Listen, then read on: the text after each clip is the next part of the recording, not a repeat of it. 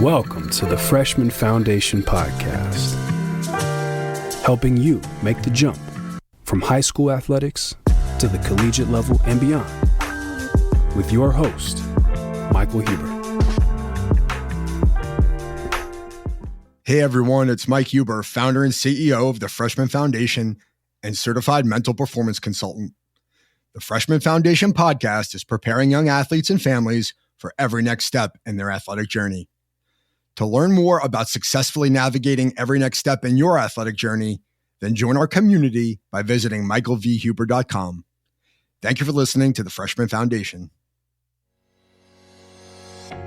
How is Marcos Baugh willing his vision for Urban Golf Club into existence? It's been said that sports are a vehicle for building character. Perhaps no sport exemplifies this more than golf. Anyone who's ever played golf knows how challenging it can be. Improvement is always possible, but it requires tremendous persistence.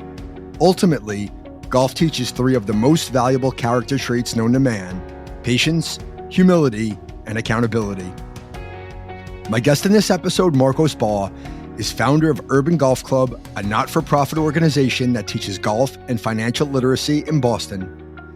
In episode 56, Marcos shares how his experiences working as a caddy at a Boston country club through his teenage years led him to imagine and bring to life Urban Golf Club. Marcos discusses his passion for teaching young people life skills that extend far beyond golf and his vision for growing the organization well beyond the borders of Boston. I'm excited for this conversation. Let's build your foundation with Marcos Baugh. Hey, Marcos, how are you? I'm good. How are you doing? I'm great. Thanks for coming onto the podcast. I appreciate it. You and I had never met until I watched the Golf Channel piece about Urban Golf Club, your organization, and I was just really fascinated by the story and by you. And so we connected and I asked you to come onto the podcast. So I guess the first question I'd ask you is, what was it like being kind of featured or interviewed for that piece? Like, what effect has it had on you? Well, I'll tell you what.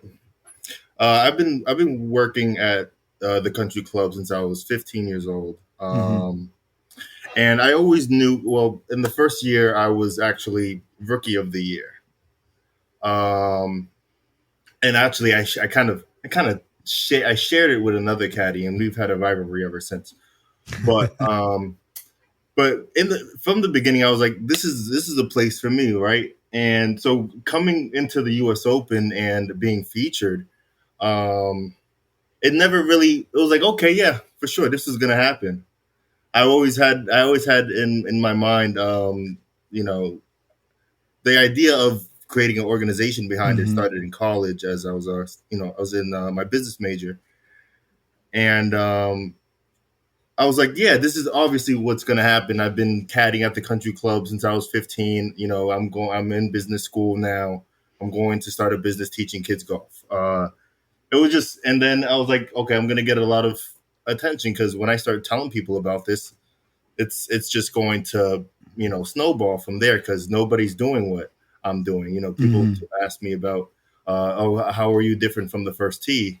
And First Tee doesn't have financial literacy as a part of their program, and I don't and I definitely come with a different approach to kids. They have games, interactive stuff, but I'm really like going down to the basics where I'm going into these community centers and they're playing basketball already, and what am I going to do? Tell them to hit 50 balls until they get it right? Just cold turkey? Like, no, and that's not going to happen. So, right. From the very beginning, ever since I thought of the idea, I knew it was going to pick up. I knew I was going to get some attention for it. And so the Golf Channel, the experience was, I was at the country club in my home course, Ponkapog, that I grew up playing, and where they interviewed my parents. And then I went over. So it was kind of like a normal day. It's like probably the day I would want. It's pretty much a normal day. You know what I mean? Like that's how it felt. It was just a camera in my face. which is I fun. got you. Okay, well that helps me, right? So you weren't. Doesn't sound like you were nervous at all. It sounds like and I get that. I can relate to a lot of what you said there. I think we have a lot of similarities in the sense in a lot of different ways. But I think when you're so invested in what you're doing and you've had this vision for so long, it's not intimidating, right? Like exactly who you are and what you're doing, and so right then you just have that camera in your face. It's almost like if I'm podcasting or someone interviews me, it's like I'm not nervous. This is just who I am and what I've become. Exactly. And I think what's so fascinating is your optimism, right? Like I could hear you say, like, "Hey, I've never doubted the fact that this is going to get recognized."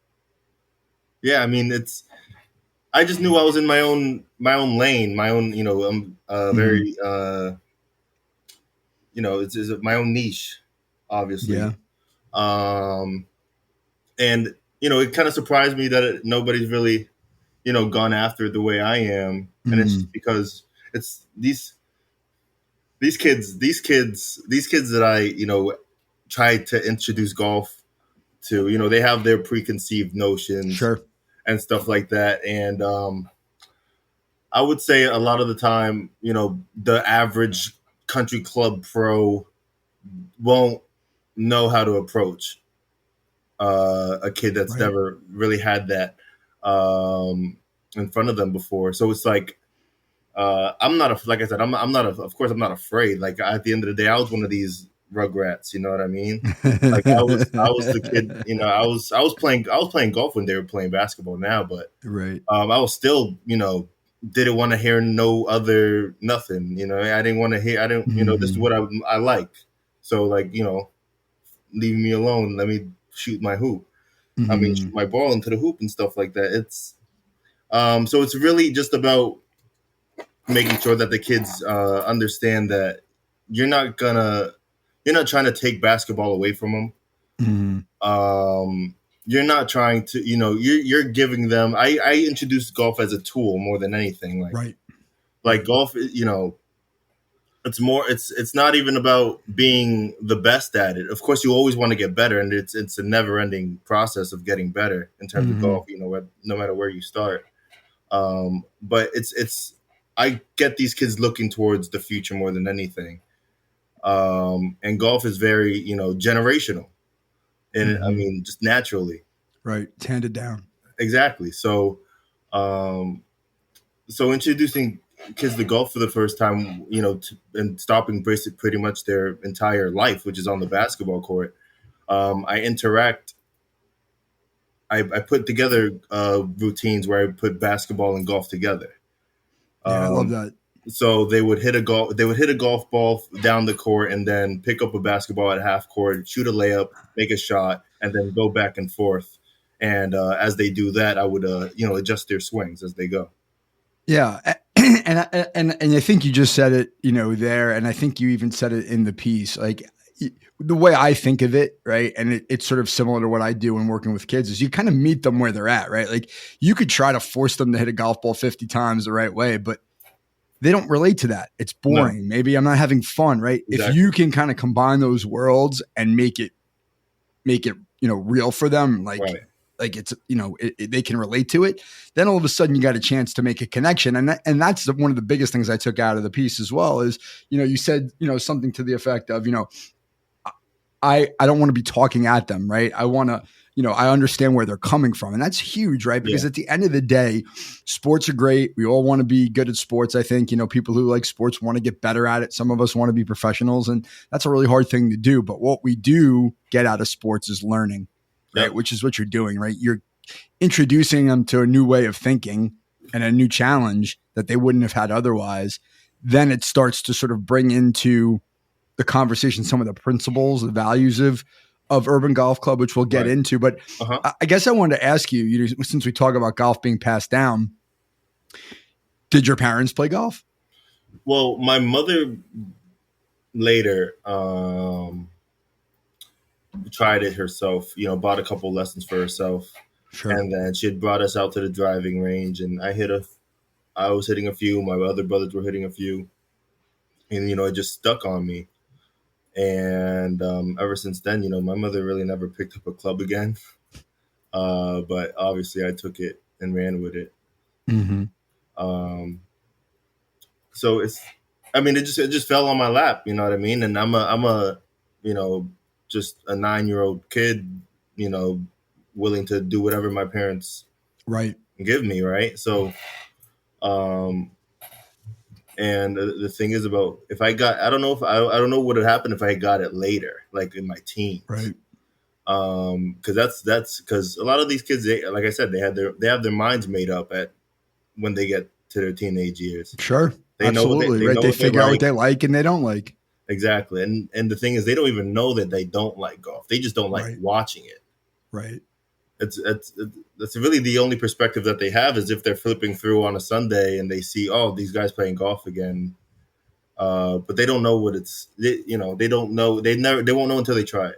Well, I think there's a couple things in there. One, you know, you talk a little bit about, right? There's not a lot of people of color in golf. It's mostly older white men, right? So it's hard to relate. Plus, when you live in a place that doesn't have like a fancy golf course, like it's just it's totally off the radar. But I think, you know, regardless of the color of your skin or where you come from, like when you're in your teenage years, 15, 16, 17, it's becomes about, one, how do I get to spend my time? If I really like to play basketball, and that's my favorite thing, like why am I going to give up time playing basketball or to be with my friends or to be with my, you know, my girlfriend or whatever it is I do work to go play golf, which is expensive, right? Why am I going to give up that time? And two, it's hard. A lot of kids don't want to people don't like to do things that are hard because they're going to fail at it and it makes them feel like crap. And golf is the ultimate, like, the ultimate, you know, in a humbling games. You know, I started playing at 30 and I was so terrible and I was always a good athlete, but I could not play golf for the life of me. And it would be so easy to just like, forget this, I'm going to quit. Exactly. To take on that challenge when you're 15, 16 years old and like be okay with failing that's not the easiest thing in the world to do. And the thing, that's why I incorporate, you know, something as simple as basketball, you know, for that positive reinforcement. That's really what it's all about. That's a good point. So, you know, they'll whiff at it and I'll keep telling them to, like, you know, go, just keep going. You swing, if you miss, blah, blah, blah. You know, if they do that a couple times out and they, you know, decide to like run after they whiff, you know, I'll grab them. Hey, we're going to hit this ball regardless. You know, you're not going to be out here whiffing for 30 minutes. So yeah, using something simple like basketball, or even running up and down the court, grabbing the ball and passing it to their buddy, and whoever gets to the end of the line first wins. Whatever. It's fun. Exactly. So it's definitely, I get doing push-ups too. You know what I mean? Like, so it's you know, golf sucks at the end of the day. Golf is the worst. Is the worst. You know, it has the worst learning curve. It's really hard. You know what I mean? It's just like just today. You know what I mean? I just started just swinging. My friend said, "Don't play golf swing. Play golf."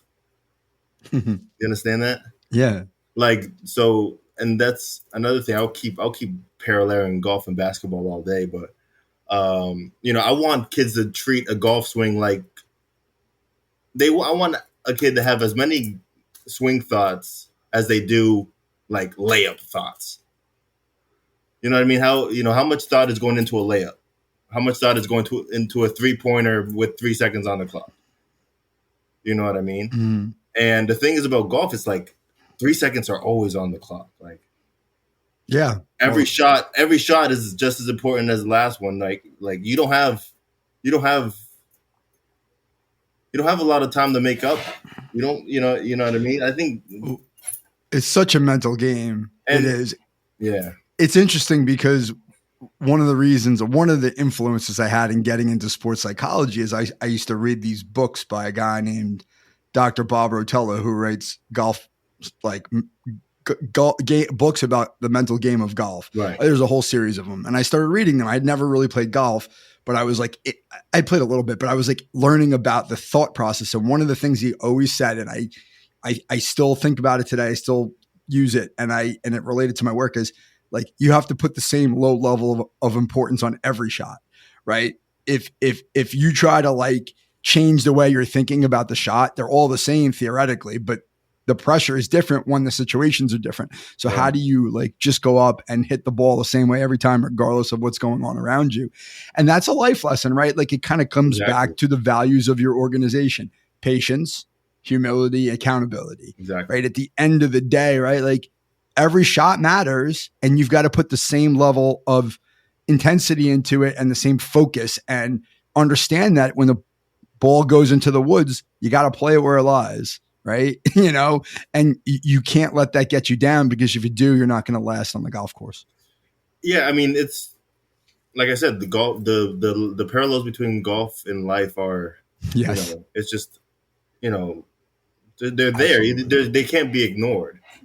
And every time you walk on a golf course, golf demands it. If you're going to end up quitting halfway through, if not the third of the way through, if you don't hold on to your patience, your humility, and if you don't have those, it's like night and day playing golf with or without them. Sure is. And so that's kind of what I push on the kids. And honestly, I'm just now getting into it myself. So, but I'm curious, like, so how do those values come out in the sessions with the classes with the kids that you're working with? Like, how do they respond to those ideas of patience, humility, and accountability? Like, what's the typical reaction? Do they get it, or do they sort of resist it, or somewhere in between? Well, they understand. I mean, I make it very clear, like, if you don't have these three things, first of all, we a lot of the time I define them first. So I ask kids, anybody know what humility is? Anybody know what patience or accountability is? Yeah. And I kind of have them guess, hey, what do you need? What do you think you need to do something well eventually? If you're really trying to get better at it, what does that take? Right. Mm-hmm. So first off, I get that into their head. Like, you're not going to be good at this automatically. Yep. You're going to be bad at it. I'm going to tell you you're trash. If you try to tell me that I can do it. You know what I mean? I'll have no problem telling a kid that you're bad. And the thing is, they're always looking for the instant gratification. Yes, they are. You know what I mean? And golf is everything but that. And they get it immediately. After their first swings, they get it. It's just if they're willing to do it again. And again, and again, and again. Right. To endure that torture until you actually get to the point where you actually swing the club pretty well and it goes relatively straight. At least, or in the air. It takes a while. in the air. At the very least. Yeah. But it's, like I said, it's one of the most difficult learning curves to manage in sports. Yeah. And I like to say, people like to say, oh, it's a battle against yourself. Yeah, it is. But I feel like you're real. Like, if somebody were playing defense on you, it's I tell these guys, like, hey, yeah, you don't have a person trying to block your tee shot. But at the end of the day, there's a bunker right there, right? Like, the golf course is your defender. Right. Well, and you're absolutely right. And to me, the way I think of it is I think it's your mind, right? Yeah. Like, when I think about playing golf, one of the things, like, just as an example, the bunker is one thing, but like for me, like, if I have a tee shot over water, doesn't matter, right? Like, you still just have to hit the ball the same way, because if you hit it well, it's going to go over the water and you're going to be fine. But as soon as I see the water, there's this like mental block, like, oh, I have to get it over the water. So what do I end up doing? I hit it right into the water, right? Like, you have to get to a place where you can block out all of those distractions, because you can't do anything about what's in front of you. And you have to really just focus in and be okay with, hey, I'm going to put my best swing on this and see what happens. And exactly, that's life, right? Like, in life, there's sometimes we go out and give our best, and things don't go the way we want them to. What are we going to do? We're going to throw our club, we're going to snap it over our knee, or we're going to just walk up to the ball and hit it again to try to get back into the fairway.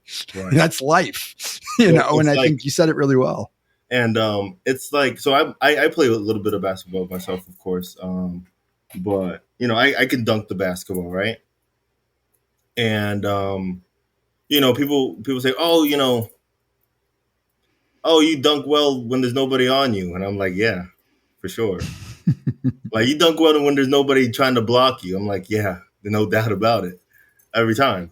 Um, but so when I say, you have the golf course playing defense on you, it's like you want to treat every shot like you're Russell Westbrook.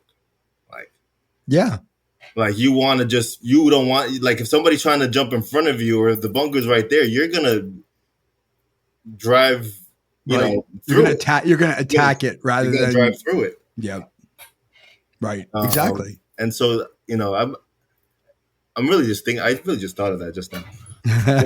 But it's a good analogy, right? You want to Exactly. attack, right? Always want to be attacking because that's in your control, right? Regardless of whether there's somebody between you and the basket or there's a bunker between you and the green or whatever it is, right? Like you got to go after it with the same intensity every time because 100%. that's what you control. That's your attitude, right? Exactly. So I want to ask you, so like, I know you've had this idea. It sounds like you've had this idea for a long time. So like, when exactly did you develop the vision? Was it in college? Was that what I heard you say before? Yeah. So it was about sophomore year in college. I was like, okay, I'm in this business degree, and what the hell am I gonna do with it? And I was like, oh, why wouldn't I start a business? And then I was like, oh yeah, I kind of took like a hiatus from golf my freshman year of college. I was like, oh yeah, I like golf, don't I? That's really how it came on. Like, yeah, okay. I did some first tee stuff when I was in high school. Mm-hmm. So it was just a no brainer. Mm-hmm. And that's pretty much just, it's been blind. I've had the blinders on ever since. Mm-hmm. And but as for the financial literacy portion, which is really like the kicker, that's come into form the last year and a half, because I just figured it can't be just golf. Um, Mm-hmm. there needs to be you know, an educational component to my organization. And Mm-hmm. golf teaches you a lot, but it doesn't teach you how to survive, Yeah. really.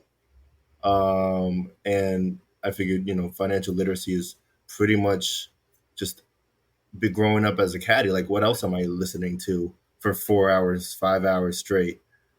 People talking about millions of dollars Yeah. Well, given where and you caddy, yeah. putting their, yeah, exactly, and buying another house or whatever it may be. Like, Yeah. so of course, financial literacy and golf, they walk hand in hand, and I just figured, Sure.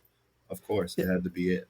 I think I think it makes a lot of sense. And I mean, the truth of the matter is there's always a need for more financial literacy, and it's not just for young people; it's for a lot of Course. Oh my God. adults too, right? So it's a very important topic, and it seems to align pretty well. So, you had the vision, you had you had tunnel vision about doing this, and obviously it's evolving. But I know there was a point where you started to get some help implementing structure, and you got some fundraising. Can you tell me about like that, how that came to be?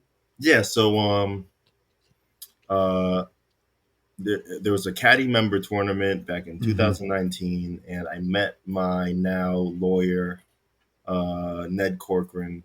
And as soon as he heard about what I was doing, he instantly kind of jumped to the opportunity to like get my paperwork done right away, as soon as possible.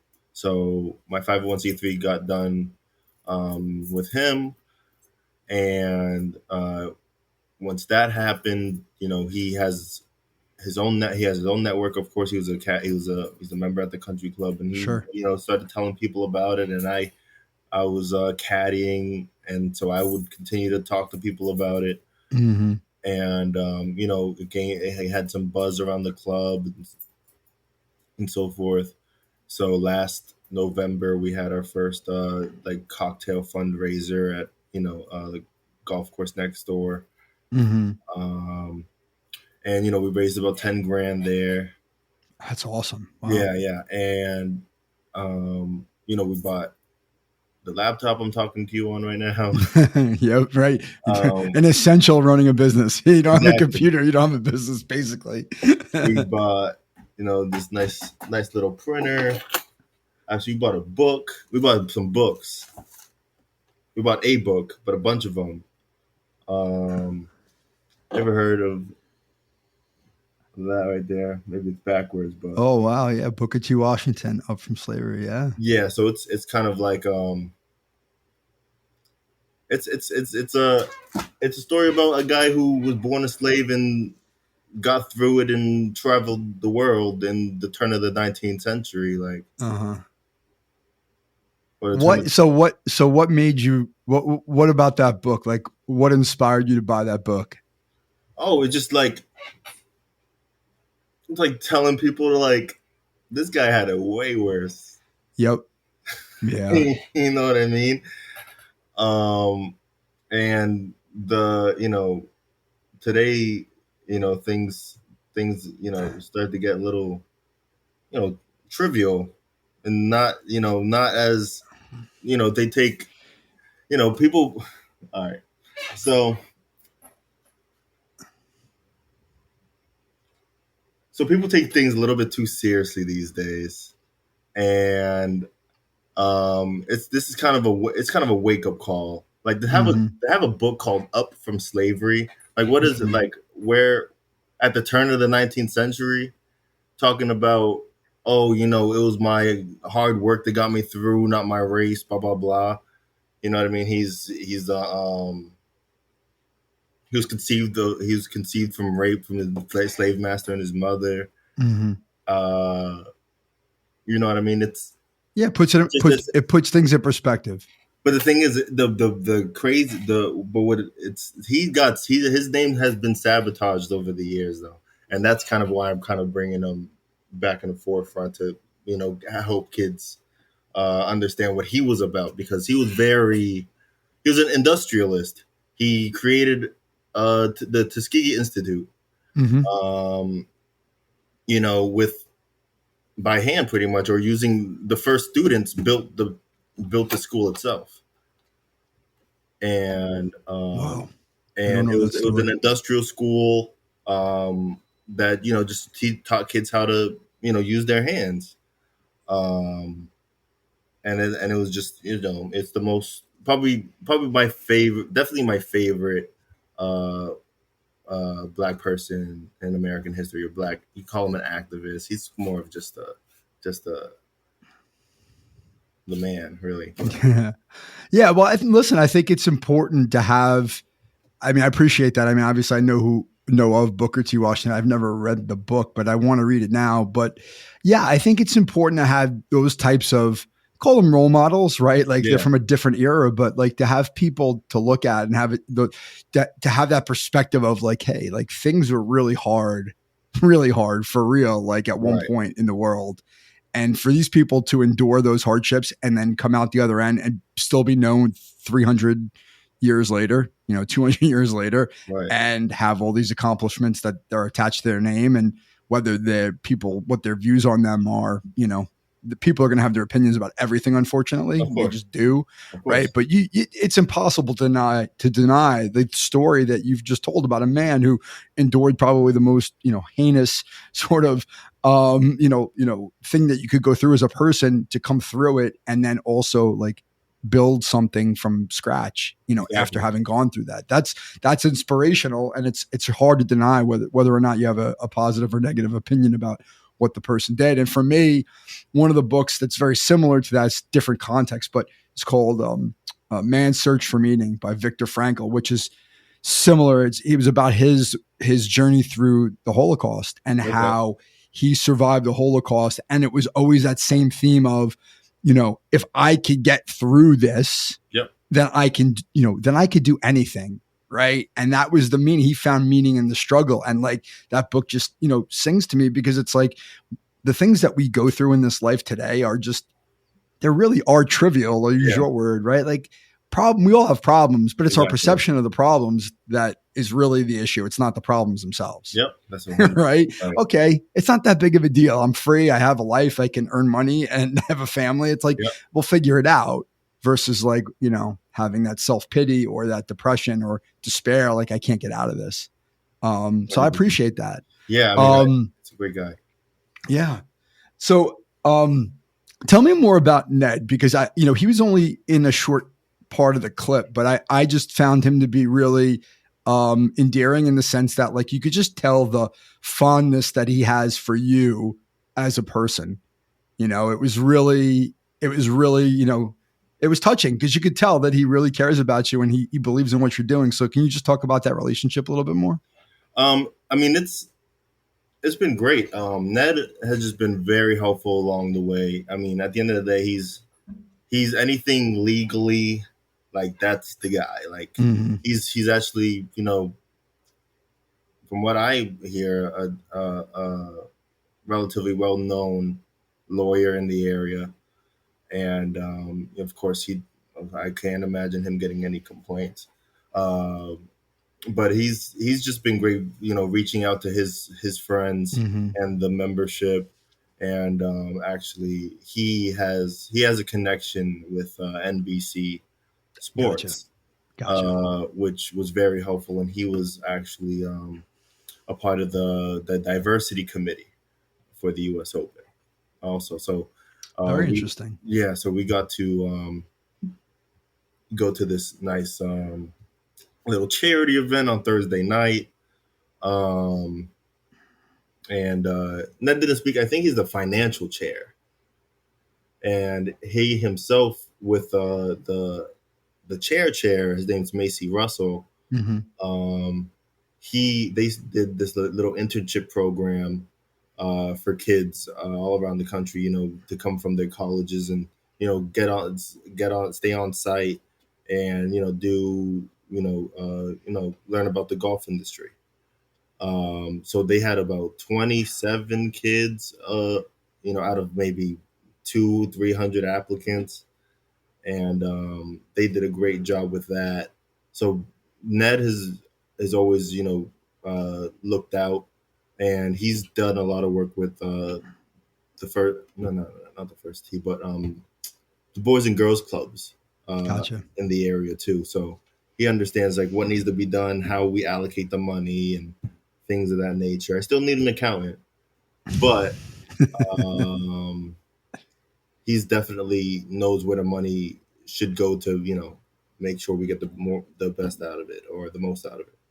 Yeah. I mean, listen, it's really important to have those kinds of resources around you, in terms of understanding that what's really necessary to effectively run a business. Cause, just in that, minute or two in that response, right? Like you've got legal, you've got accounting, you've got day-to-day operations, you've got fundraising, you've got, right? You got all those things and you're the guy doing it all mostly, right? But you can't do everything on your own, right? You need to find good people that can help you. And it sounds like, having somebody like that in your corner, not only to help you with the legal side of it or the financial side of it, but somebody who really believes in what you're doing and is, a supporter, right? A mentor, or somebody who really wants to help you get to where you want to go. Cause it's really hard to do things like this by yourself, as much as you believe in what you're doing, I'm sure there are days where it's like, man, this is really hard. And I know it sounds like you have a full-time job, right? So you're running the not-for-profit and you're doing a full-time job and you're caddying. Like you got a lot of actually, I just caddy. Oh, okay. What the plan is, hopefully I caddy through the season, and then once the colder months come along, I believe by then we should have enough money for where I can do this full time until the next caddy season. That's great. So that's great. That's the goal. We'll see what happens in 6 months, 7, 8 months. So is getting to that level of funding, is that just a matter of continuing to fundraise? Yeah, but we have it. It's just how everything's gonna get split up. Gotcha. Okay. How much, how long is it gonna be? Is it gonna be 4, 5? Is it gonna be 5 months? Is it gonna be 6 months? Is it gonna be 4 months? You know what I mean? So we're just trying to figure out the logistics, and we'll have that probably we'll figure it out before the summer. Yeah. Are your parents involved at all in running the No, they're not. not-for-profit? They're not Okay. involved so much. But I do owe my mom $70 for feeding the kids that we brought to the ocean. Yeah, so that's about it.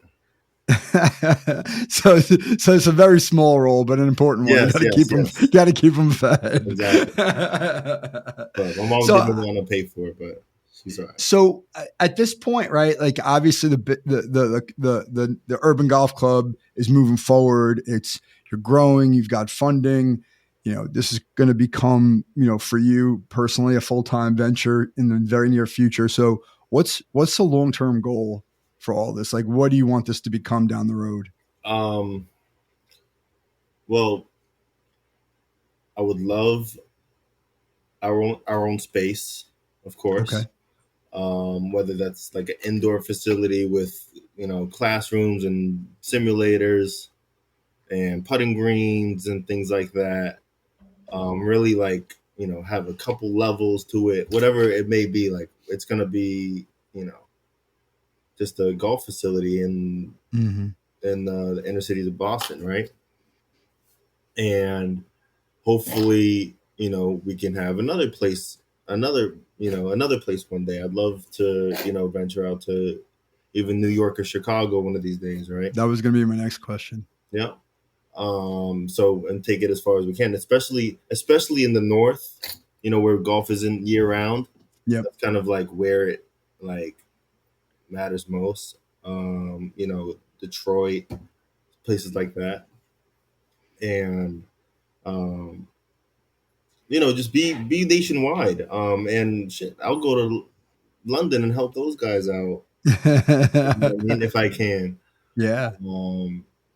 But ultimately, I'd love to, just really show.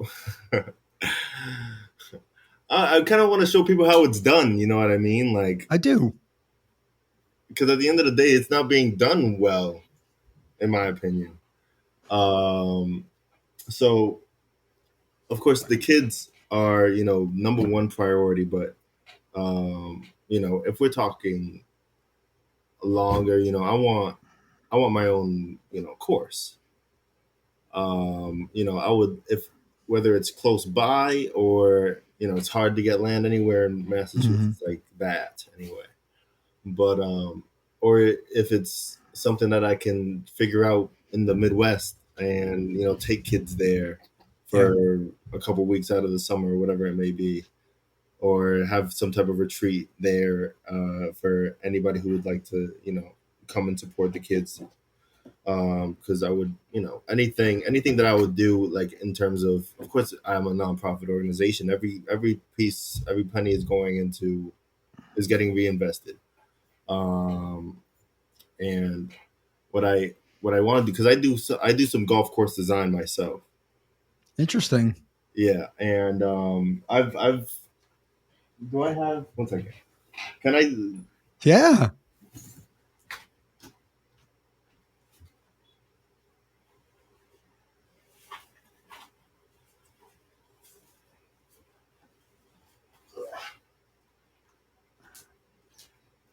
You got sketches? Yeah. So I don't know how you're gonna see this. Yeah, it's tough. But it's very like geometric. I don't know if you can see it. It's a little easier there. But I want to design my own golf course in the Midwest somewhere. I'm crazy, right? And my lawyer would agree.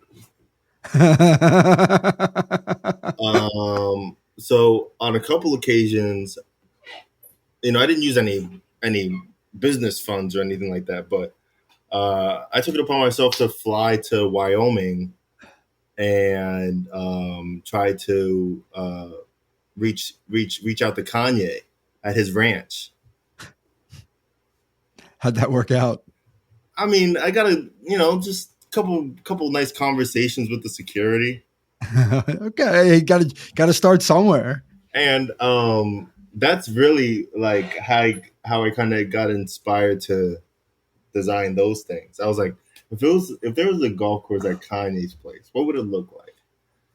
And so it's just a bunch of shaped bunkers, like triangle bunkers, rhombus bunkers, whatever it may be. Like, okay, all right, that helps me picture the visual a little bit better than trying to see the like sketch legit, you had. like legit rectangle greens and triangular greens, It's things a like super that. interesting idea, man. Yeah, I'll even I'll figure it out. I'll let you see them. But yeah. So I was just like, he has a flat, because you can only do stuff like that on flat land, and it's like very flat over there. I kind of wanted, it was like, just trying to check out the topography of the blah blah blah, because I'm a golf course designer, and I lied. Of course, I'm not a registered golf course designer, but it sounds cool.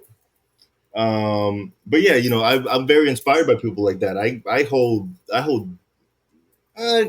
Kanye.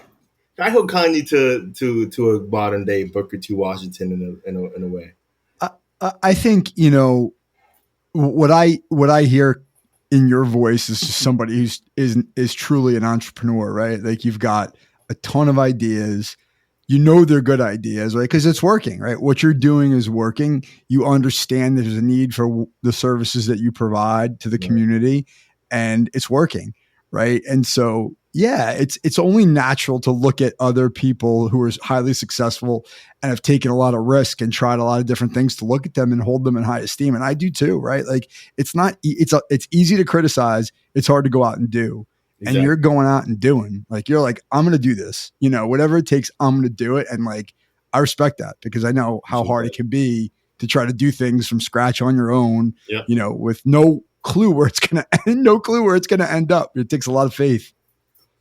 Thank you. And, I got stood up by like Tiger Woods' right-hand lady for coffee once. She didn't stand me up, but she was like, "Oh, we're doing this project. We can't do coffee anymore." So I mean, I'll always reach out. The thing is, I'll stick my neck out. I'll stick my neck out. Exactly. You got to, especially for something that's, I believe in as much as this. It's just, I figured who would say no if they have the right type of, money and of course heart. Yeah. And you don't know if they're going to say no until you ask the question. Exactly. Right. And so for what you're doing, you've got to be okay with being rejected. Like, I got to ask the question. It's important to me. I think I have a good idea. I think they'll like it. If they don't like it, that's their problem. I'll move on to the next person, because, I have to have thick skin. And that's very unique, in terms of being able to do that. But when you believe in something, which, I feel the same way about what I do, is when you believe in something, you just keep going, right? Like, that was something I took out of the interview, right? Like, your father, I think, was the one who said, "You're stubborn as heck." Do you think that's a fair characterization? Yeah, for sure. I mean, he would know better than anyone. I got it from him. So, hey, it works in your favor a lot of times. Sometimes it works against us, but when you're trying to do something important, being stubborn and going forward and not stopping until you've seen it through is really not an easy thing to do, and it's admirable. I appreciate that. And it's just, so what else am I going to do? At this point, there's nothing else for me to do but to, put the pedal to the metal and just, kick doors down. Yep. So I guess as I say, we'll wrap up here. Yeah. I usually ask the same question at the end of all of my podcast interviews, and sometimes it takes a different shape depending on who I'm talking to. And I was trying to think about how I would ask you the question, but I guess the way I would frame it is if you had to give one piece of advice to somebody who wanted to chase their vision, chase their dream, right? Someone who wants to be an entrepreneur, what would that piece of advice be?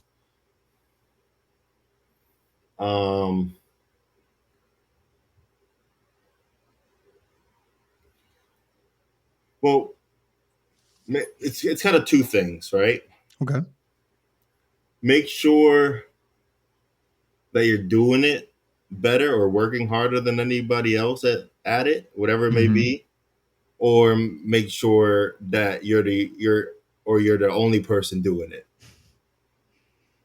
Yeah. So that's if you're in a field that you want to be successful in, and you're not, getting at it every day, 1% every day type of thing, or in some cases, if you want real results, you'll dedicate a lot more than that every day. But 1% every day, that goes a long time. That goes, that's 3 months. You know what I mean?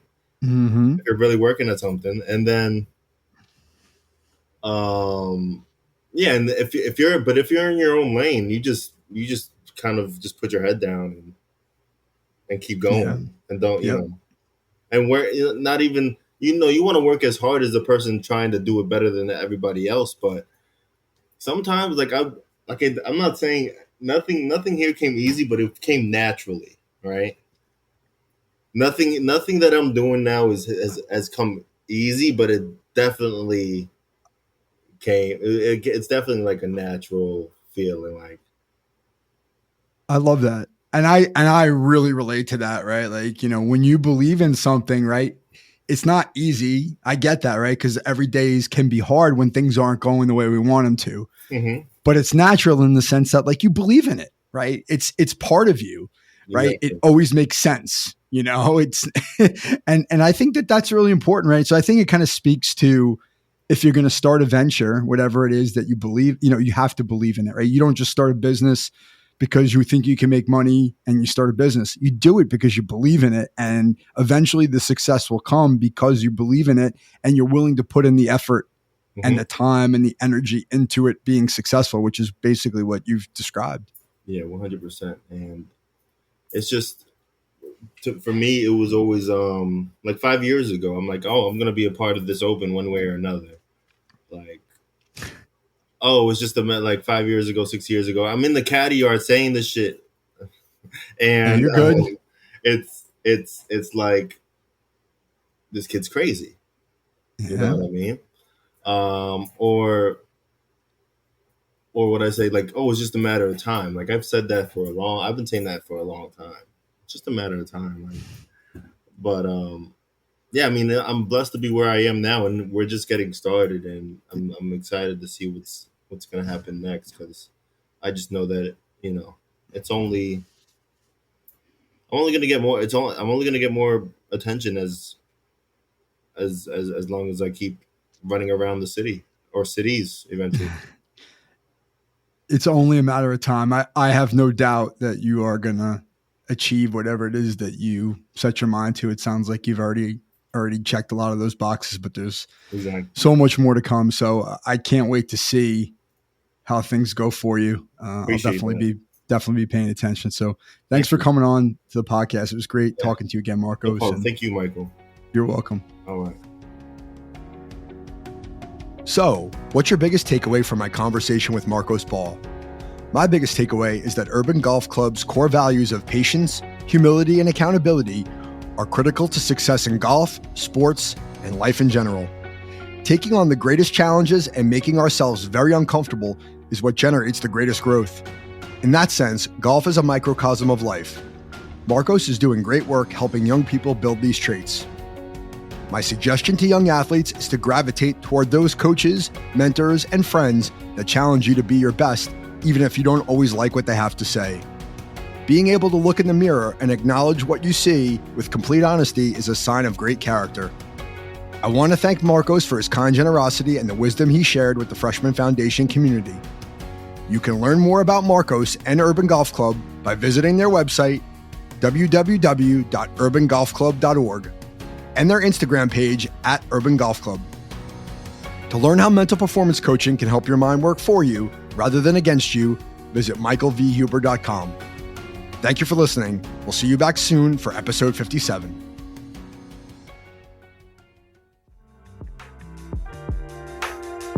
Mike Huber is the founder and owner of Follow the Ball Coaching, located in Fairhaven, New Jersey. He is a mental performance coach and business advisor dedicated to serving athletes just like you reach their full potential on and off the court. The Freshman Foundation is all about helping you get to the next level.